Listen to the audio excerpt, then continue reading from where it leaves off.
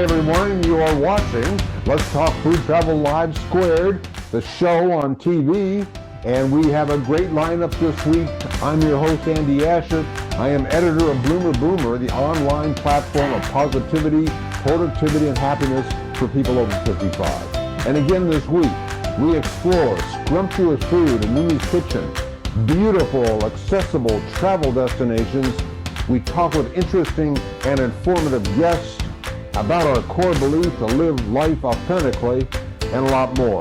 And what is in store for this week? Well, let us find out right now. How about a different perspective on retirement? Oh yeah. That is a dreadful word. I am talking to the chairman of the board, PR Dr. Admin Thomas Madden, the guy behind the breakfast cereal you and I loved as a child and the most iconic publicity campaign in American history, including Tony the Tiger, that iconic mascot behind Kellogg's cereal. They're great. And now, some 50 years later, Thomas Madden, he is still putting together the same kind of magic with no intention of slowing down, and a lesson he shares with others who are thinking of hanging up the job for retirement. And we ought to get rid of this term retirement. Now, Thomas is credited for much of the popularity behind Tony the Tiger, and now he has started a new campaign to take on the famously popular TikTok social media app.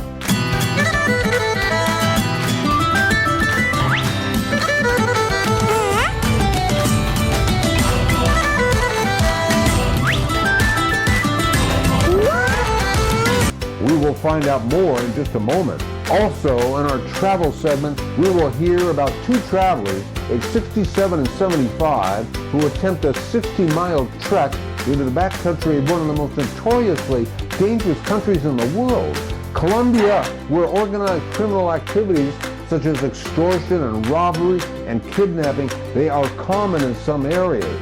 Even the National Liberation Army there, the Revolutionary Armed Forces in Colombia, the People's Army, and the Segunda Marcadelia terrorist organizations, they continue operating and launching attacks inside Colombia. For us, yeah. I mean, I was a little bit nervous about it, to tell you the truth, Andy. And we continue with more of our last week's show about sex and intimacy over 55 with Dr. Lori Beth Bisbee. Well, I think what's important is to understand that if you want to live authentically, you really have to be willing to understand your desire. A lot of people never look at their desire. They if you ask them, well, what do you want? They can't tell you. They're like, we have sex in the ordinary way. What do you mean, what do I want? Well, what turns you on? I don't know. So I encourage people to actually go figure out what turns you on. Dr. Bisbee and I continue our discussion coming up. Let's check in at Mimi's Kitchen and see what she is working on in there. Well, hello. Today we're going to make some crustless quiches, mini quiches in a muffin tin. So we're going to make them with scallions, fresh garlic, feta cheese, a little bit of Parmesan cheese, egg whites, Aleppo pepper, the wonderful lemon zest, and spinach. So we're going to start by, sauteing all the scallions and the garlic like that with a little bit of olive oil. You don't need a lot of it, okay? Just like that. And then put your spinach until it's all wilted. You see when I chopped that spinach, okay? I washed it, chopped it, and now it just has to wilt a little bit. Get wilted with all the scallions and the garlic. All right, let's put a little bit more because it's not, you know how it is. The spinach gets very small. You know that? Mm-hmm. It does. Yeah, it does. So now I'm gonna put my little salt, pepper, garlic powder, onion powder. There you go. Some Aleppo pepper, which gives it a little spice. There you go, like that. And let it wilt down. Then we're gonna cool it off, and we'll come back. We're gonna put all those quiches together, and we're gonna bake them. So talk to you later. Thanks, Mimi. We'll be back shortly. But first, let me welcome you to Let's Talk Food Travel Live Squared. And it's hard to believe that 10 years ago, bloomerboomer.com started out as the Huffington Post for people over 55. Now, over all those years, it grew as a top domain authority. That was on Google, a podcast, video, and now a full show every Tuesday, live streamed on platforms everywhere, and we are part of the Canyon Star TV network in Tennessee. And at the end of the show, I will tell you 3 ways that you can support the show, keep Let's Talk Food Travel Live Squared going. In today's travel segment, I am going to be talking to Robin Samora, who at age 67, she and her partner, Steve, 75, they came back from an adventure in Colombia, South America, a 60-mile trek into the remote backcountry in one of the most notoriously dangerous countries on Earth. Colombia has been ranked 144 out of 163 in terms of safety for 2022. Travel blogger Becky Pecora is undecided, though, talking about how the safety can feel a bit unnerving, driving through a rough, gritty neighborhood in Bogota during broad daylight, witnessing drug deals going down, prostitution, and never stopping the car with the windows up and the doors locked, deciding that parts of Bogota are no joke. Since I am a semi-experienced traveler, I had to hear how it was for a 75-year-old Steve and Robin 67 hiking to the Ciudad de Parada, also known as the Lost City in Colombia. I didn't have any fear for my safety at all. And so some people say, oh my God, you're going to Colombia. You know, it's so unsafe. And I say, no, that's not the case. You just have to be smart when you travel in general.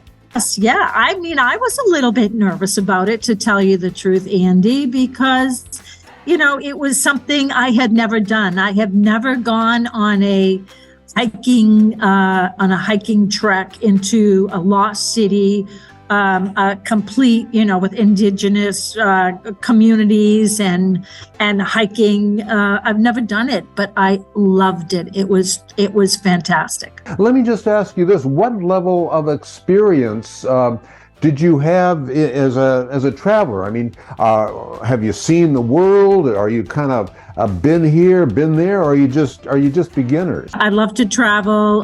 Been traveling since probably my first adventure when I was 21. I told my dad I wanted to go to Europe by myself on my 21st birthday. Took me out.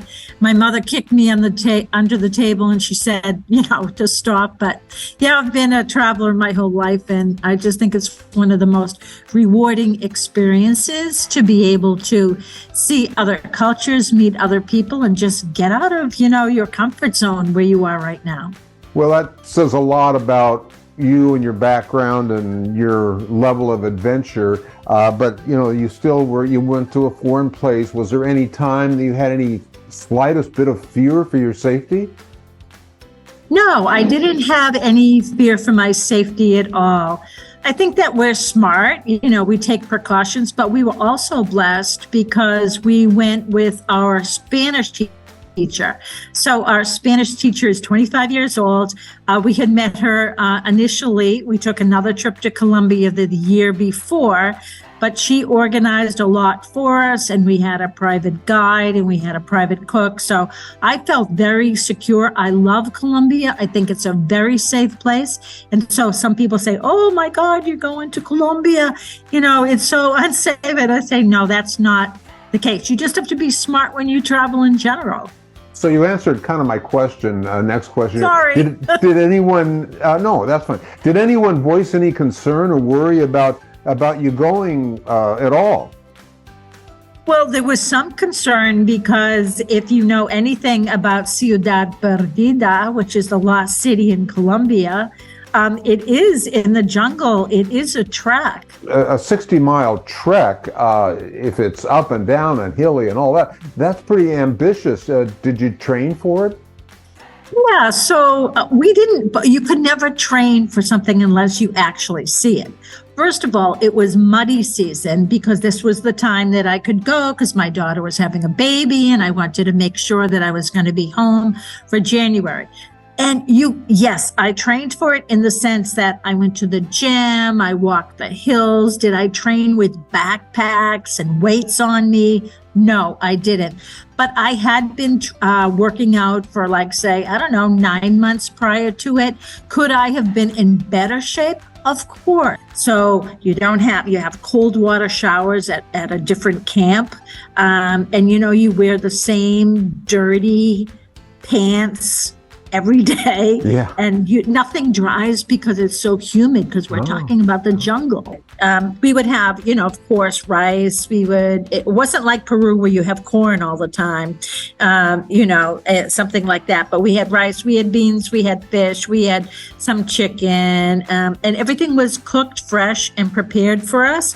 A lot of different kinds of food that I might not have had, but I'm an adventurous eater as well. Not into the really super exotic, Yeah. but I'm willing to try most things. People talk the game, but they Yes. don't do. And And you the do. You're a difference- doer. Yeah, well, yeah. Isn't that what really life is all about? I'm with you on that. It sounds like a beautiful trip. From travel blogger Becky Bacora, she says you should carry travel insurance on every trip, at the very least medical and emergency. But in places like Bogota, where the reputation is a little more, wishy-washy, a full policy is a good idea. Moving away now from South America, let's go Mediterranean and Mimi in the kitchen. Are we back? We're back. Ah, hi, we're back. So now my spinach is a little, not that hot anymore. I sprayed my little tin, cups here with olive oil spray. It's already ready. I'm gonna add my sun-dried tomatoes in the mixture of spinach, right? Like that. Look up, it's very pretty. Like this. Then zest a little lemon here to give it a little, lemon is fundamental for me, for my eating. And you too, you like lemon. I love it. Yes, just So a go like zest this. or any form Yeah, of just lemon. the zest or a juice, any form of lemon, yes. So, and you start putting, filling up those little muffin tin with the mixture, like that, very easy. And You what put do them you in the call bottom. this one? Is it spinach and sun-dried tomato? Spinach, sun-dried tomato, and feta cheese. And feta cheese. Yes. Okay. I put some feta cheese. You can have it as an appetizer or as a meal, like you can do whatever you want with it. So you still have to add the feta cheese. A few other things you need to still add. Oh yeah, I'm gonna put them in the egg mixture. All Yeah. right. There you go. Right in there. So And this can be a good breakfast dish. you can have it for breakfast. You can have it for lunch, brunch, dinner, because it has everything. So let's make it all equal here. So we're gonna have 12. Yeah, that's all There you you need go. to do. So, Portion it. yeah, there you go. Voila. We just do this, do this, do this, do this. All even. Yes. Even up the things. Now this goes here. Now to make my egg white yellow like this, I put some turmeric. Put some turmeric in it, some salt and pepper, some Aleppo. Oh, I'm gonna put some Aleppo pepper also here because we like it spicy, don't we? I do. There you go. I do too. So you add your feta cheese. You put as much as you want. It's this for this one here for 12, you put maybe like 50 grams of feta cheese. So I'm gonna put half of this, or maybe all of it. I like So good. And then Just add the rest. yeah, I know. I'm adding some Parmesan cheese, just a little bit of Parmesan, like that. And mix. Mix. And in those egg whites, I put some half and half, just a little bit of half and half. There you go. Mix. And then you're almost ready to put it I in the am. oven. And then, of course, A never little forget bit this. more. Yes, just a Little bit. zest. You're gonna see the difference when you put little zest of lemon in here. It brings out flavor. It does absolutely. So we're gonna do this. So And even then- if you have chunks of feta cheese, that's yeah, okay. it's okay, of course. Yeah. So let's fill them up like that. Oh Even yeah. that looks nice. Oh yeah. I love that. So the feta cheese will melt. It will. It better, right? Yes. If it doesn't, you will have chunks of feta cheese. It's not that bad. And then the egg whites will harden up Oh yeah. It's gonna Mhm. cook. and cook. There is no flour in here, so it's all protein and vegetables. No flour, no nothing, and no yolk. And we'll get like a little egg, like a scrambled egg or something like that. No, you're gonna have like a little muffin. Look, a little muffin. Like a little muffin. Yeah, you Or can have see? for breakfast, you can have for breakfast or a snack. Yes, like we said, you can have it for anything you want. Yeah. You can have it like today. You're gonna have it with arugula salad, which is like lunch. All right. Mm. There you go. You got just the right amount of everything. Oh yeah, I know how to calculate that, don't I? Yeah. Ha ha ha. Just right. And then Will these rise much when they're in the oven? I didn't put any yeast, Oh, okay. so we'll see. We'll see. Yeah. So sometimes you can put baking soda Oh. or yeah. So my oven is already ready for it at 375. You put those babies in there for 15 to 20 minutes. And if they're not done, you add 2 more minutes, okay? But usually 20 minutes is great. I see you later. Okay. Gonna put it in the oven now. Thank you, Mimi. We'll be checking it back real soon. And last week, I introduced you to sex therapist Dr. Lori Beth Bisbee. Lori has been at this for over 30 years, and she just happens to be about the same age as all of us here today. Here is the second part of our interview. So unfortunately, people often look to pornography. Let me say clearly that there's nothing wrong with pornography, but the reason I say unfortunately is that pornography is limited, very limited. And you won't see yourself in pornography because it's a visual medium. And if you're older and you look at the actors and actresses, you're like, yeah, I don't see me there.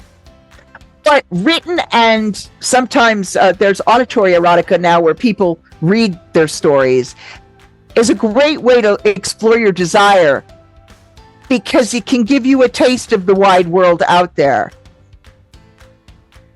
Absolutely, anybody who has been doing the same thing over and over and over again for years should go read some erotica and see what else there is and observe their own responses and observe their partner's responses. You may not act on it.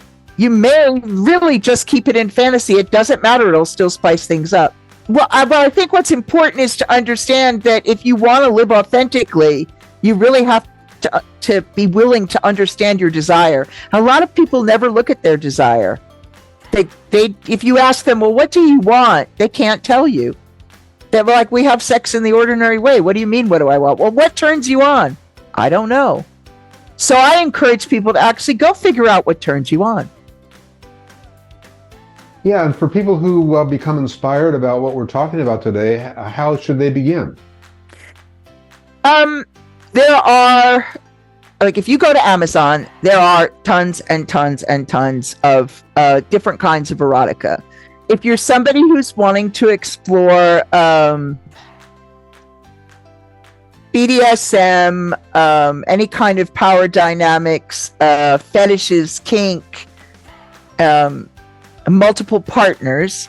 There are some very good authors out there. I'm really happy for people to email me and say, send me your list of erotica, because I've got a list of recommended authors who you can actually read and enjoy reading. Like, you're not going to go, oh my God, the language, the body part, it makes no sense. There's some really excellent actual authors who write intensely hot erotica.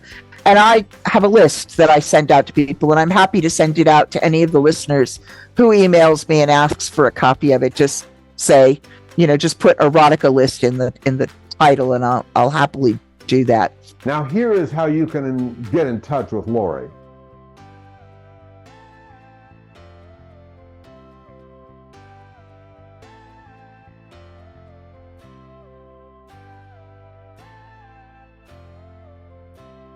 Something that I hope, comes across in these shows is a sense of purpose and positivity and happiness that can be found at any age over 55. People like Robin traveling to places unknown, Dr. Lori Beth Bisbee at 60 helps people until the day they die with sex and intimacy, and how a highly accomplished writer and public relations guy, he tries to block retirement from his vocabulary.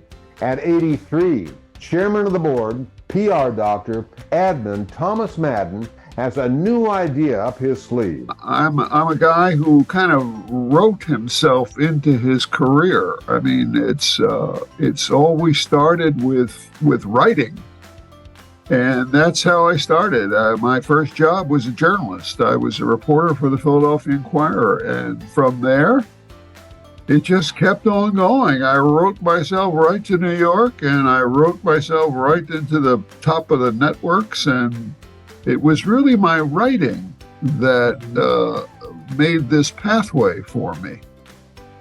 That is such a testament to writing. It's true. It's true. And it's resulted now in 5 books. I've written 5 books. I've probably written about 10,000 blogs, and I don't know, hundreds of articles, and so I am constantly coming up with ideas for writing, and once I have the idea, it yanks me by the neck and pulls me to the laptop, and I have no else to do but to write. So something that is on the surface right now, I notice, is Mad Mischief. It sounds like it describes you pretty well. Well, yes, I started Mad Mischief a number of years ago. Boy, we must be up to, I don't know how many, maybe several thousand blogs by now. But it's been wonderful for me. First of all, it's great therapy. If I get very upset about things, I feel a little relieved after I write about them. So it is good therapy to write. And in some of my books, one of my books was a very affectionate book. It's called The Love Boat 78. That was my age when I wrote it. And it came following the death of my first wife. And I was so, distraught and lonely and really in a lot of pain, because we had been married for, 50 plus years. And I just didn't know how to live without her. I'm so sorry to hear that. Tell me what transpired or how you overcame that. Well, I did some foolish things. I wasn't really thinking that clearly. All of a sudden, losing her, Angela, and some of my friends said, "Why don't you try to meet other women and try these dating services?" And I'm living alone, and I'm not comfortable being alone. So I started going on a few of these services, and then some bizarre things happen. I have all these contacts interested in me. I look like I have a few bucks. I'm an older guy. I look like a perfect target. So women were writing back to me saying, from as far away as Australia, saying they'd like to come in and meet me. And I said, well, I don't know whether you want to take that long of a trip, just for that possibility that we might connect. So, and then I started actually going out with a few of my contacts on these dating services, and they were very strange, awkward. I didn't feel relaxed, and I could tell some of the women were like, they had me targeted. I just felt uncomfortable being, in the crosshairs. And then after searching all over the wide world for, a roommate, someone I could live with, I walk into this neighborhood bar, lunchtime, and I see this woman, beautiful blonde hair, sitting across from me on the bar, and I couldn't help, like I raised my glass and I toasted her, and she toasted back, and I was with a client at the time, and I excused myself. I said, I just have to go say hello to this lovely person over there. He says, go ahead.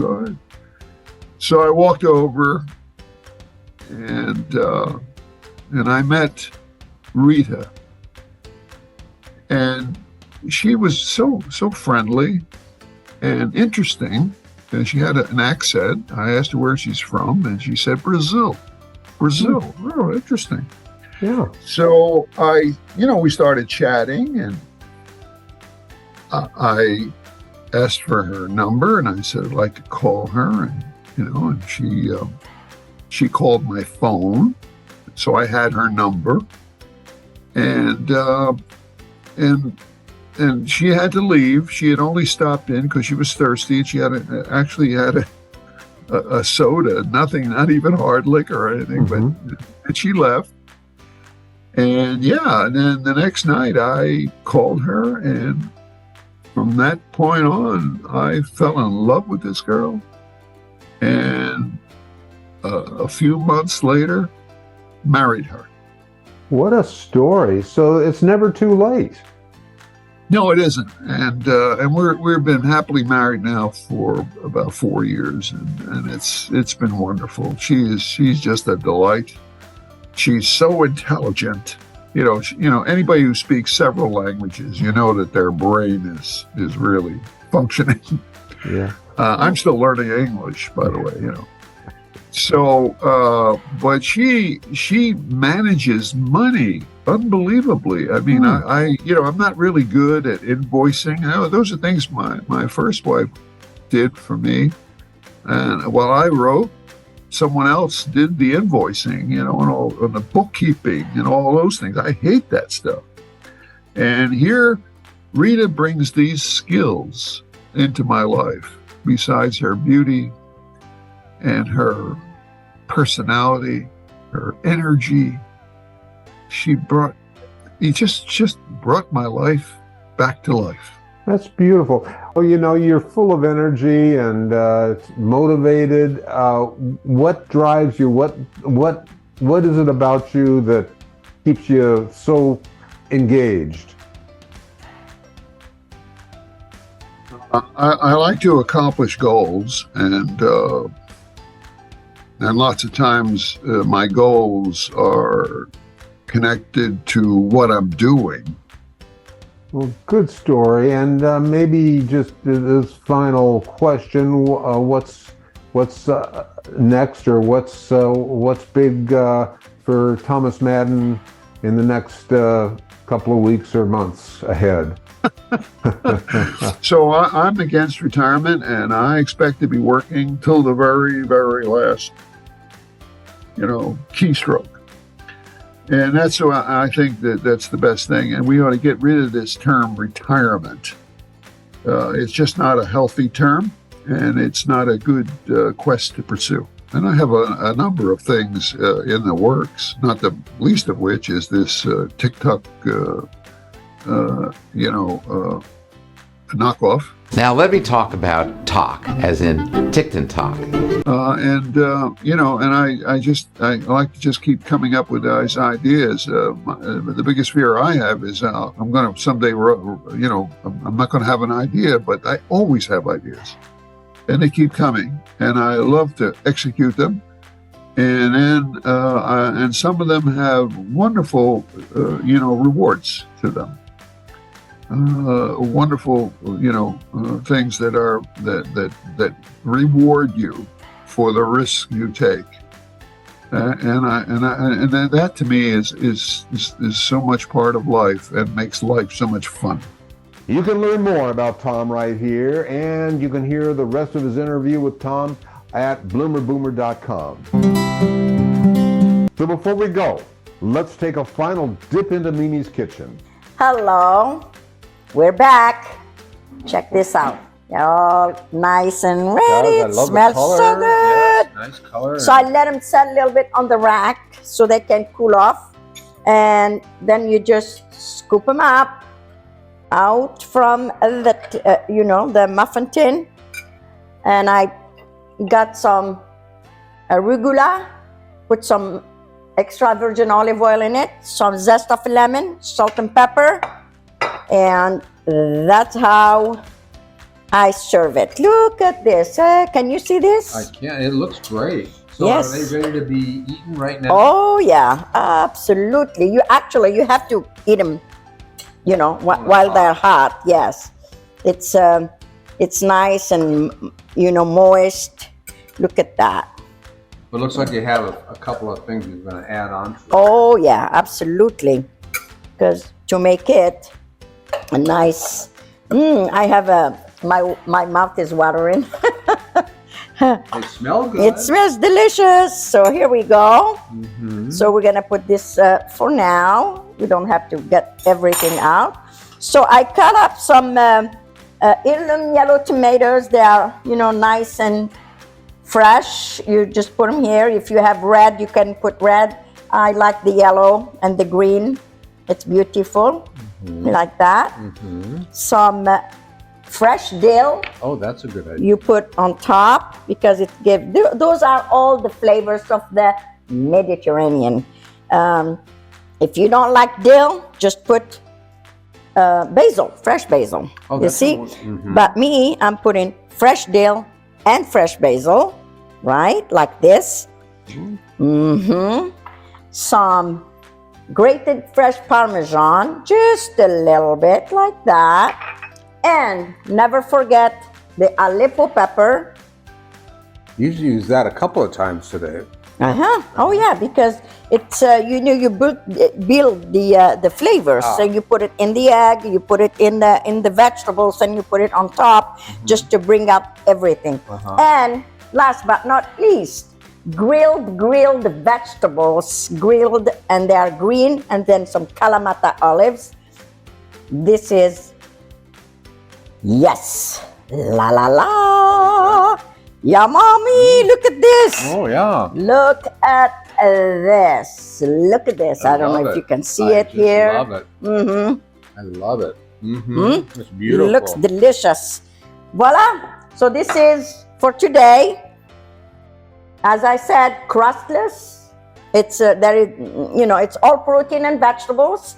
You can have it for breakfast. You can have it for lunch. You can have it for dinner. Whatever you want to do with it. If it's for me, example for dinner, I would serve it over cannellini beans, and I put this on top, and I just eat it. All right. So until next time, talk to you later. Bye-bye. Thank you. Thanks, Mimi. We will see you next week. And I want to thank you so much for tuning in to Let's Talk Food Travel Live Squared. If you enjoyed this episode or you learned something new, I want to tell you, 3 ways. That's 2, 3.